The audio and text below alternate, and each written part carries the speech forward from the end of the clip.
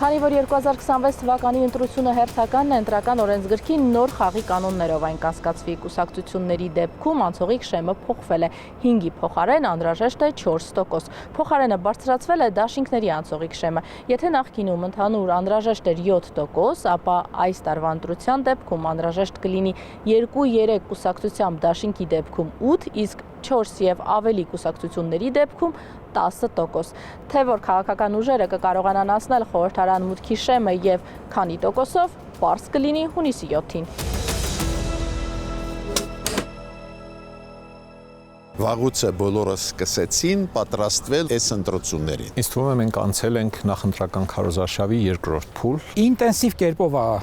մեկնարկել։ Կառավարող կուսակցության դեպքում խաղաթղթերը բաց են վարչապետի թեկնածուից մինչև օրակարգ։ Ընդդիմության դեպքում թե քանի քաղաքական ուժ ով ում դեմքով կմասնակցի դեռ անորոշ է, չնայած հունվարը անցավ հարցազրույցներ ասուլիսներով, բայց ոչ հստակ կանոններով։ Այդ մասին մենք փետրվարի 12-ին հանդես կգանք կուսակցության հիմնադիր նիստով, որի ժամանակ կներկայացնենք մեր հանրությանը, մեր տեսլականը, մեր քաղաքական ուժի առաջնորդի եւ երկրում ապագա վարչապետի պաշտոնի հետ կապված։ Ես համարում եմ, որ ինձնից լավ այս վիճակից ոչ ոք չի կարող երկիրը անել։ Հարցում ենք անելու սոցիոլոգիական հետազոտություն, փետրվարի սկիզբ եւ այդ արդյունքներով որոշելու ենք թե ով առաջնորդել։ Կան նոր խաղացողներ, բայց այդ նոր խաղացողները նաև պետք է նշենք, որ իրականում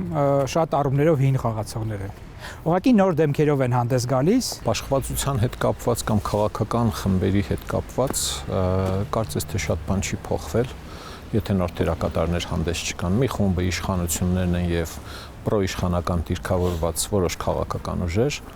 որոնց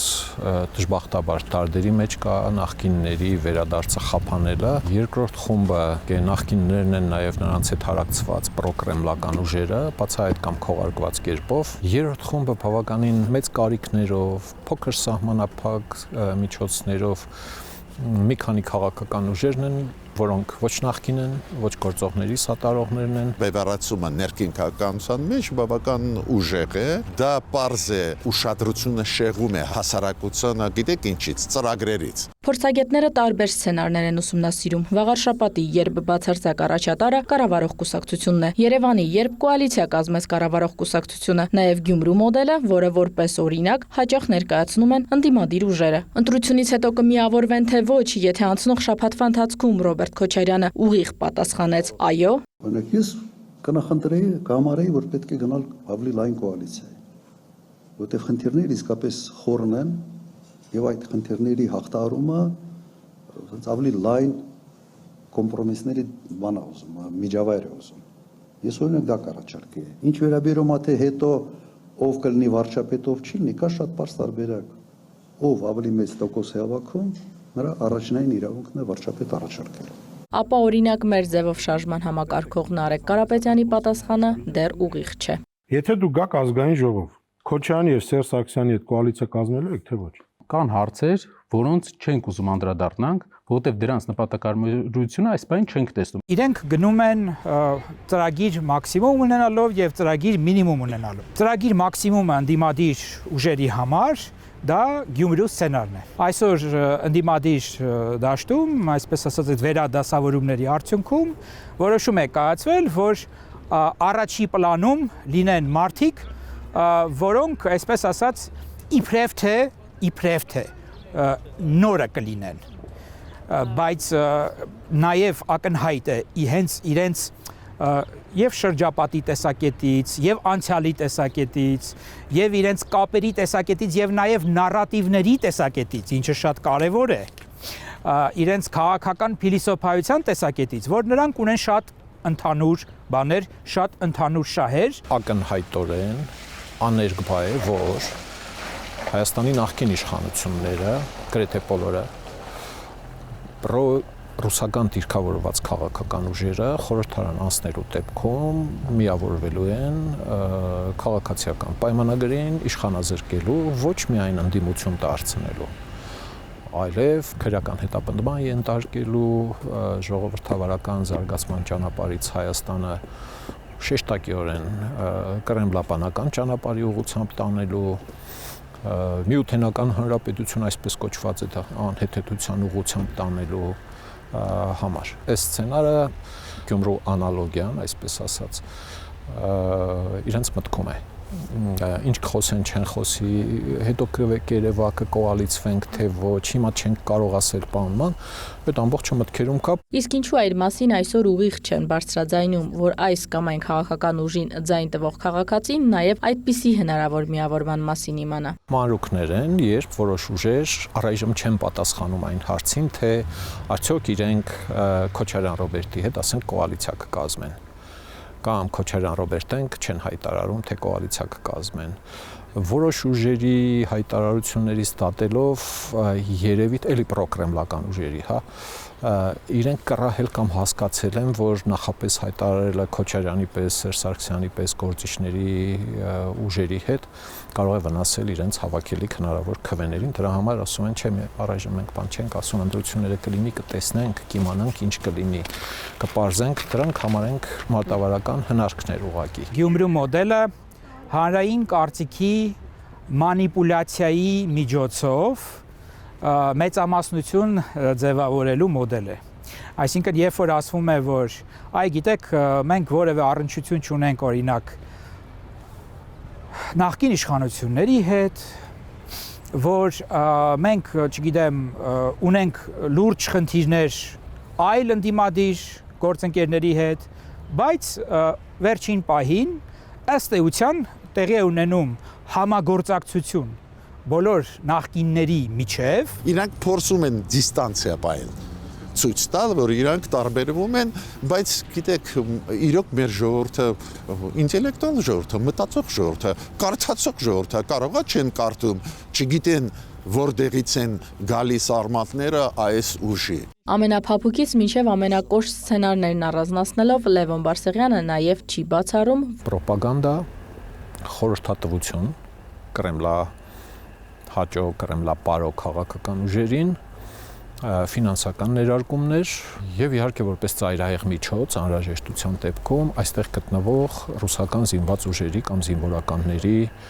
օգտագործման հնարավորություն։ Բարսեղյանը կառավարող ուժի անցնող 7 տարիների իր գնահատմամբ սխալն է ներկայացնում շեշտադրմամբ, այդ սխալը պետության ու պետականության համար կարող է թանկարժենալ։ Նկատի ունեմ, որ մի շարք քաղաքական գործիչներ իրենց կատարած հանցագործությունների բերումով պիտի զրկված լինեին տեխնացու լինելու իրավունքից, օրենքով կամ դատարանների որոշմամբ։ Օրինակ, եթե մեկը ակնհայտորեն խախտել է Հայաստանի Հանրապետության սահմանադրությունը եւ դա անվիճելի է, բոլորը գիտեն, կոնկրետ Քոչարյան Ռոբերտը 98 եւ 2003 թվականներին խախտել է նախագահի տեխնացու լինելու օրենքով սահմանված պայմանները, բայց առաջադրվել է, եկից կեղծ տեղեկանք են բերել, մարդը առաջադրվել է, այդ մարդիկ պիտի զրկվեին տեխնացու լինելու իրավունքից երբևէ։ Սև փողերը կուսակցությունների տակից պետք է հանվեին, կուսակցությունների լրատվամիջոցների տակից պետք է հանվեին սև փողերը, որպեսզի նրանք քաղաքական դերակատարություն չունենային։ Նաև դատական բարեփոխումները վեթինգը, եթե արված լինեին, համակարգը փոխված գաղափարահեն ու պետականամետ խորհրդարան ունենալու հավանականությունը ավելի մեծ կլիներ։ Լավագույն սցենարը կլիներ, որ իհարկե Հայաստանը թալանազների, քերազների, սահմանադրության վրա թքազների փոխարեն խորհրդարան անցնեին անկախ մաքուր ծագման փողերով աշխատող, մաքուր գաղափարներով, քաղաքական ուժեր, թեկուզ փոքր խմբակցություններով։ Բայց ըստ Լևոն Բարսեղյանի նոր խորհրդարանը ավարտվողի կրկնօրինակն է լինելու։ Էդգար Վարդանյանը կարծում է, եթե Գյումրու մոդել ընդդիմադիրների մաքսիմում ծրագիրն է, ապա մինիմումն է, որ իրենցից գոնե մեկը լինի խորհրդարանում։ Կարողանա, այսպես ասած, այդ պրոռուսական օրակարգը առաջ տանի, այսինքն նրանց ծրագիր մինիմումը դա է, որ կարողանան իրանք իրենց ռեսուրսները պահպանեն քաղաքական ներկայություն ունենալու արդյունքում։ Դա 20%, 25%, բայց այդ պրոռուսական ուժերը բոլորը պետք է հավաքեն ձայներ այդ 25%-ից։ Ես չեմ կարծում, որ դրանից ելնելով, որ շատ են պրոռուսական ուժերը, ասենք 4-5 մասնակցում են, շատ կհավաքեն։ Իրանք տապակվում են նույն շրջանակներում։ Որոշ ուժեր մինչև ընտրություն չեն միավորվի ոչ միայն իրար հետ չասոցացվելու համար, այլև ներքին ամբիցիաներից ելնելով միակարծիք են փորձագետները։ Շատ ինքնահավանություն ունեն, վարկանշային հետազոտությամբ մի ուժը կարող է ունենալ մյուսից 5 անգամ պակաս քվե, իսկ դաշինքի դեպքում միավորվելիս պիտի ցուցակ կազմելիս սկսեն վիճել, գզել իրար, կեսը մերն է ցուցակի, կեսը ծերը։ Փորձագետները նաև ծրագրային խոսույթի փոփոխությունն են մատնանշում։ Նրանք հասկացել են, որ օրինակ խաղաղության դեմ խոսելը իրենց ընդհանրապես կզրկի որևէ հանրային աջակցությունից։ Փորձում են, այսպես ասած, իրենց թեզերը տեղավորել այդ օրակարգի մեջ։ Ասել, որ այ մենք ավելի լավ կաշխատենք խաղաղության հաստատման առումով, իրենց այն հակասական թեզերը, որոնք իրենք առաջ են քաշել, այս դեպքում ոնց են իրենք պաշտպանելու այդ թեզերը։ Չէ՞ որ իրենք խոսում էին ընդհանուր առմամբ այն մասին, որ իրենք պետք է օրինակ ամեն ինչ անեն, որպեսզի Արցախահայությունը վերադառնա Լեռնային Ղարաբաղ, չէ՞, որ ըստ էության ինքնորոշվի։ Ընտրական օրենսգրքի փոփոխությունը ըստ փորձագետների դաշինքներ ձևավորել չձևավորելու հարցում երրորդ նվազագույն դերակատարումն ունի, բայց նաև կարծում են կուսակցությունների համար շեմը շատ բարձր է եւ դա սխալ է։ Խորհրդարանի իմաստը որն է։ Հայաստանի ընդհանրապես քաղաքական տրամադրությունները հնարավորինս հարուստ կերպով ներկայացնել այդ օրենսդիր մարմնում։ Ինչքան շատ գաղափարներ այնտեղ լինեն, այնքան լավ։ Հիմա ներկայացված այնտեղ 3 քաղաքական ուժ, կարող էր լինել 10 քաղաքական ուժ, որից այդ 3-ը կունենային 90% քվեների, այն մնացածը կունենային, բայց այդ մյուսները դրսում չէին մնա։ Այդ 7 քաղաքական ուժերը դրսում են իրենց քաղաքական պայքարը, բանավեճը, գաղափարները տնել վերցնելը խորհրդարանից հեռու է տեղի ունենում։ Դուրս մնացողները որպես կանոն ունեն լավ գաղափարներ, ծրագրեր, թափանցիկ եկամուտ ու քիչ ֆինանս, իսկ խորհրդարան մտնող ուժերի դեպքում մեծամասամբ ըստ փորձագետների որոշիչ դեր կխաղա ոչ թե ծրագիրն ու գաղափարը, այլ ֆինանսական ու ուժային ռեսուրսները։ Իրինամ Կրշյան, Մհեր Կիրակոսյան, Գևորգ Նահապետյան, Կիրակնորյալ ուրեր։